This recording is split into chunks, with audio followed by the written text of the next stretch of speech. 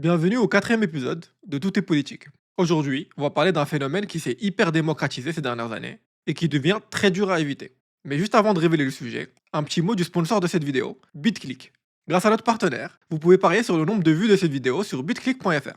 Mon pronostic, c'est autour de 10 000 vues. Surtout, n'hésitez pas à utiliser le code DÉPRESSION pour avoir 50 € gratuits dès la création du compte. Je répète, le code c'est DÉPRESSION pour 50 € gratuits. On rigole, mais vu le budget qu'ils mettent dans les pubs YouTube, il y a une probabilité non nulle que vous ayez une vraie pub BitClick juste avant cette vidéo. Vous l'avez compris, aujourd'hui, on parle des paris en ligne. Alors ouais, j'ai dit en ligne. On parle pas du PMU en bas de chez toi ou de James Bond dans Casino Royale. Non, je parle du casino qui est sur ton téléphone. Alors oui, les jeux d'argent, c'est pas nouveau. Ça a toujours existé. Les dés, les cartes, les courses de chevaux. Mais pendant longtemps en France, c'était ultra régulé, voire même interdit. Pourquoi? Parce que tout le monde savait que c'était une addiction, que ça ruinait des vies, des familles, que plus globalement, c'était un fléau social. Et du coup, l'État avait le monopole. Tu voulais parier? Tu passes par le PMU ou la Française des Jeux. C'était contrôlé, limité. Mais pour la Commission européenne, un monopole étatique qui entrave le libre-échange, ils sont jamais fans. We're flying to Philadelphia! Oh, hell no! Que ce soit pour protéger la population ou pas, la réponse est la même. On bat les couilles. Un des nombreux exemples de la capacité d'une entité pour laquelle personne n'a voté de détruire la vie des Européens. Mais ça, c'est un autre sujet. Bref, pendant les années 2000, d'autres pays européens commencent à ouvrir les marchés de paris en ligne et la pression de l'UE sur la France fait que monter. Et en 2010, ça paye. Le gouvernement du multirécidiviste Nicolas Sarkozy fait voter au Parlement la légalisation du pari en ligne. Mais déjà, la loi fait polémique, car derrière ces sites se cachent des noms bien connus. François Pinault, Patrick Lelay ou Stéphane Courbit, des proches de Nicolas Sarkozy. Mais non!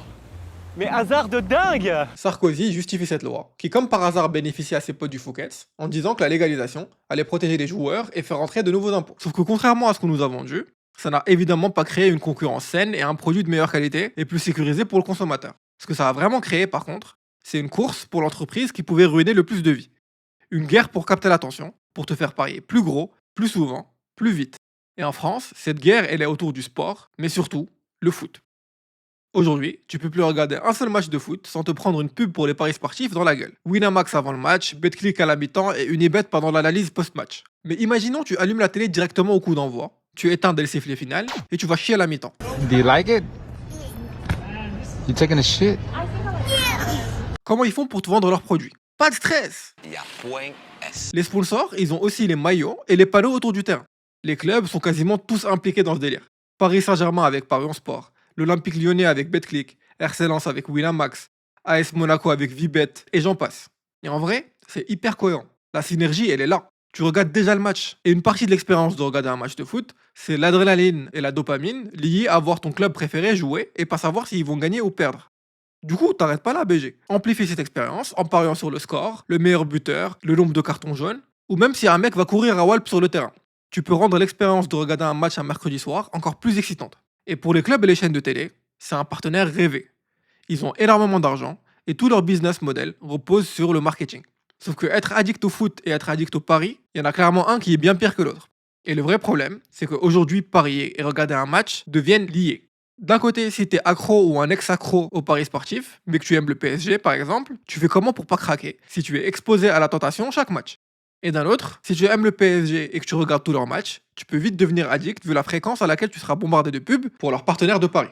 C'est comme si Netflix, demain, ils font un partenariat avec des vendeurs de coke et ils suppriment l'entièreté de leur librairie à part 27 saisons de Narcos. Un autre des arguments principaux de la légalisation du pari en ligne, c'était que les gens pariaient déjà sur des sites clandestins. La logique, c'était que légaliser, ça permet de mieux encadrer le pari et aussi faire rentrer des impôts dans la caisse de l'État.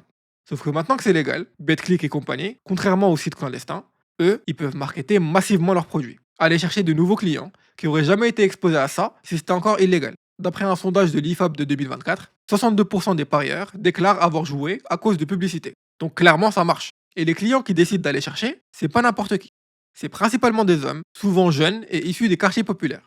D'après l'association Addiction France, 3/4 des parieurs ont moins de 34 ans et 2/3 des mises viennent de personnes précaires.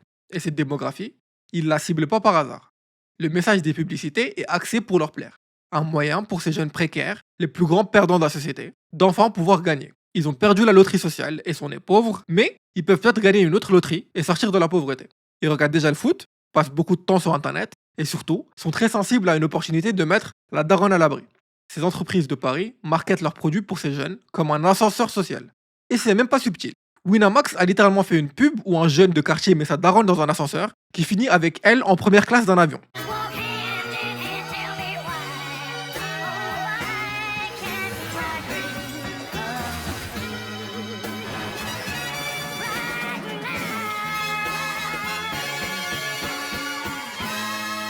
Winamax, grosse cote, gros gain, gros respect. Et le FDP qui sourit à la fin de la pub, vous le connaissez peut-être déjà. C'est Mohamed Eni, influenceur connu principalement pour péter sa télé quand l'OM perd, Bande de grosses merdes, les Bavarois.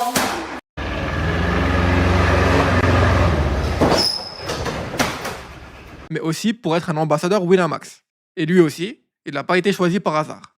C'est un jeune homme, racisé, issu des quartiers populaires, qui a une audience remplie de jeunes hommes, racisés, eux aussi issus des quartiers populaires. Et c'est pas le seul influenceur qui est payé pour vendre une addiction à ses followers. En préparant cette vidéo, je me suis fait spam de pubs de Redouane Bougarba pour BetClick, un humoriste rebeu qui lui aussi a une audience de jeunes de banlieue racisés. J'ai parlé de l'hyperprésence des boîtes de paris dans les clubs, sur les chaînes de télé, mais comme ils visent les jeunes, ils sont aussi beaucoup sur internet.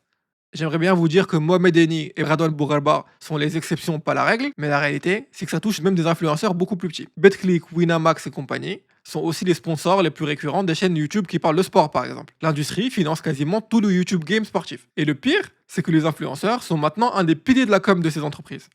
Mais le problème, c'est que d'après un autre rapport d'Addiction France, un poste d'influenceur sur 3 ne respecte pas les recommandations de l'ANJ, Autorité Nationale des Jeux, et encore pire, 80% des postes d'influenceurs sur les paris ou ne contiennent aucun message sanitaire, ou un message non conforme. En gros, ils font même pas le strict minimum en sortant la phrase classique sur les dangers du pari et des jeux d'argent. Mais en parlant d'ANJ et de l'État, ils font quoi pour tacler ce sujet? Parce que c'est un vrai problème. Bah malheureusement, à part se décrypter le Hugo en regardant rentrer les recettes fiscales, ils font pas grand chose. Là, attrapé au fragment de délire. Voilà, il est en train de branler, regardez. On fragment de délire. Le la femme là. Oh là là là là là, fragment de délire. Faut pas oublier que depuis 2010 et la légalisation des paris en ligne, on a eu que 3 présidents. Sarkozy, Un ancien président de la République qui a un téléphone caché avec un faux nom. Alors les plus gentils vont dire c'est une affaire de cours de récréation, puis les plus méchants vont dire c'est une affaire de voyous, c'est un des méthodes de voyous. C'est très étrange quand même. Madame, faites très attention au vocabulaire que vous employez. Je- Parce que je ne suis pas quelqu'un qui plaisante. Donc vous ne parlez pas de moi comme un voyou.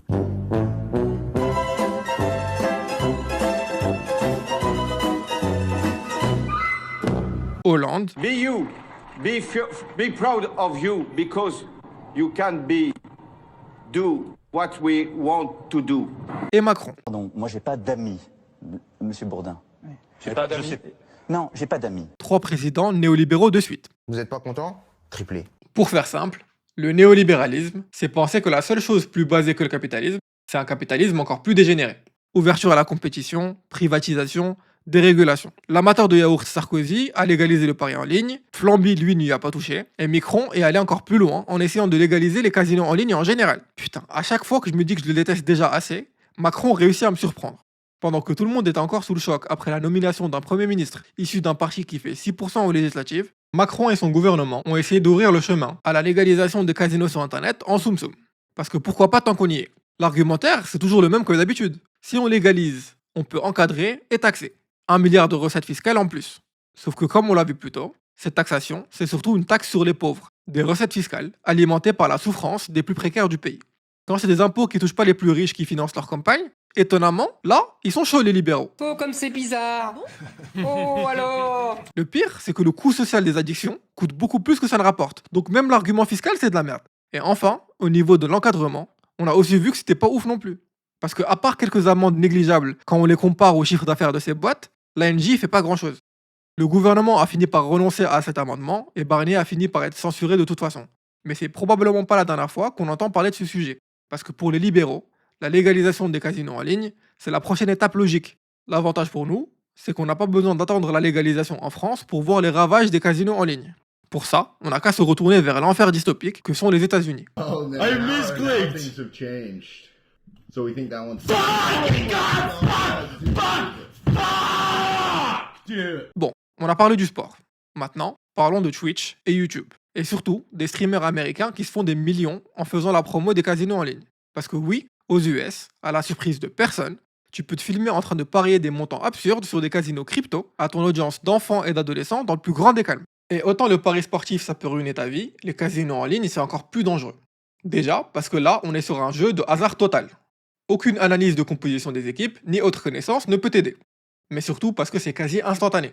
T'es sur ton ordi dans ta chambre et en quelques clics, tu vois toutes tes économies disparaître devant tes yeux. Le travail d'une vie, prendre feu en quelques secondes. Oh my god. C'est 400?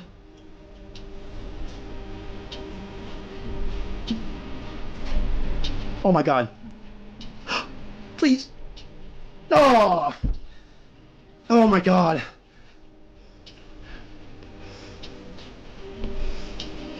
Why, dude? I'm not getting that back. I'm not. Même si les casinos en ligne sont techniquement illégaux aux US, ils contournent facilement le peu de régulation américaine qui existe en s'enregistrant dans des juridictions permissives comme Curaçao, Malte ou au Costa Rica. Ça a donné naissance à des sites comme Stake, Roulbet et Rollbit. Et pour marketer leurs produits, ils ont aussi visé des jeunes garçons, mais cette fois à travers un type d'influenceur bien spécifique, les streamers. Yeah, has to be Max. You did it. Oh, Max. Oh, Max.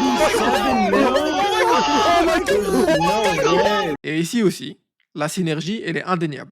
Pour les casinos, c'est un moyen de gagner en visibilité. Les streamers avec qui ils ont décidé de s'associer ont été choisis pour leur audience de jeunes hommes ou de garçons très influençables. Quand ces streamers passent 7 heures par jour à parier devant leur audience de dizaines de milliers de jeunes fans, bah du coup tu vas avoir une petite partie d'entre eux qui va essayer de faire comme leur streamer préféré. Et bim, tu finis avec des milliers de nouveaux clients qui parient avec leur argent de poche. Pour le streamer par contre, l'avantage est double. Un streamer, ça a besoin de avant tout beaucoup de contenu. Des choses à faire ou à regarder pendant ses streams. Et ces grands streamers, ils sont tout le temps live. Et du coup, ils ont besoin de moyens de s'occuper et d'occuper leur audience. Or, parier, ça occupe, c'est divertissant, et surtout, c'est clippable.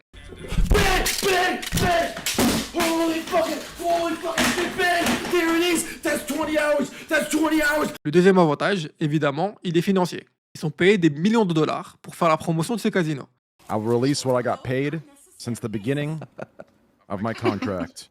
I've been paid $360 million for 16 months of gambling. Le plus leurs spectateurs parient sur les casinos, le plus eux y touchent. Ils ont littéralement une incitation à rendre addicts leurs fans. Mais le pire, c'est qu'en plus, l'argent qu'ils utilisent pour parier pendant leur stream leur a été donné par des casinos. Donc quand l'audience les voyait perdre des millions et continuer à parier, ce qu'ils savaient pas, c'est que leur streamer préféré ne jouait pas avec leur argent. De plus en plus de gens ont commencé à se rendre compte de la dinguerie que c'était et ont demandé des sanctions sur Twitch, jusqu'à que ça culmine avec l'affaire Slicker. Slicker, c'est un streamer qui lui-même est devenu accro au pari et a emprunté autour de 300 000 balles à d'autres streamers pour financer son addiction. Ce scandale accentue la pression sur Twitch, qui décide d'interdire ces crypto-casinos à partir de fin 2022, et du coup, marquant la fin des streams de paris. Psych! Non, je déconne. Juste après s'être fait interdire sur Twitch, Stake, le plus gros des crypto-casinos, a décidé de lancer son propre site de streaming en signant les plus gros streamers associés au scandale. Ensemble, ils créent Kick. Kick, vous en avez probablement déjà entendu parler. Surtout que c'est le site sur lequel le stream de la mort de Jean Portmanov a été diffusé. Mais ce lundi matin, l'un des 4 vidéastes ne se réveille pas. Jean Portmanov, de son vrai nom Raphaël Graven, est décédé à l'âge de 46 ans. La plateforme Kick, elle s'est un peu fait rapidement une réputation de Far West et d'Eldorado pour les streamers un peu qui ont plus leur place sur les autres plateformes. Sur ce site, tu peux faire globalement ce que tu veux. Regarder du porno avec ton audience de prépubère, streamer des matchs de foot, mais surtout, parier. Je sais pas si vous vous rendez compte de à quel point c'est une dinguerie. Le marketing par stream était tellement rentable pour ces crypto-casinos qu'ils ont décidé de lancer leur propre plateforme pour contourner un ban. Signer ces streamers et créer une infrastructure de streaming, ça coûte excessivement cher. Même Twitch, qui est la plus grosse plateforme sur Internet, perd de l'argent chaque année. Mais pour ces casinos, les accros à vie que tu crées sont tellement rentables que ça en vaut la peine.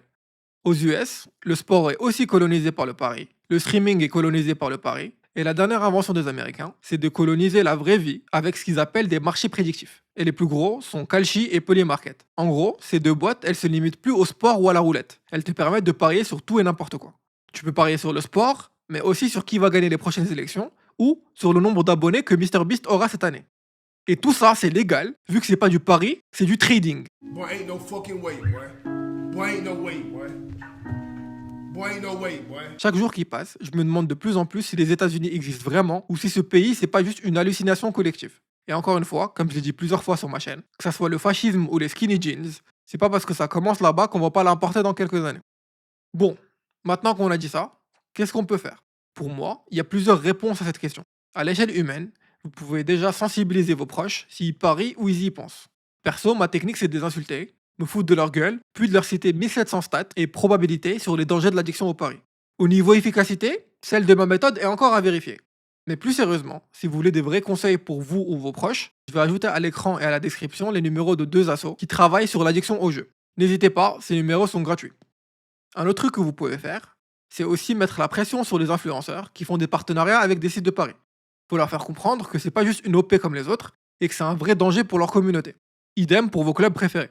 Et au niveau national, je vous en supplie, venez, on n'élit pas un autre libéral à l'Elysée. Vraiment, j'en peux plus. Mettons quelqu'un au pouvoir qui nous voit comme des êtres humains et pas juste comme une potentielle recette fiscale à redistribuer en aide aux entreprises. Si on fait tout ça, je pense que c'est déjà pas mal. Merci d'être resté jusqu'au bout de la vidéo et j'espère que vous avez apprécié mon analyse. Si c'est le cas, mettez un like, un commentaire, un partage et abonnez-vous. Ça aide hyper la chaîne et ça permet à plus de gens de voir la vidéo. Dans tous les cas, rendez-vous dans quelques semaines pour la prochaine vidéo et en attendant, prenez soin de vous.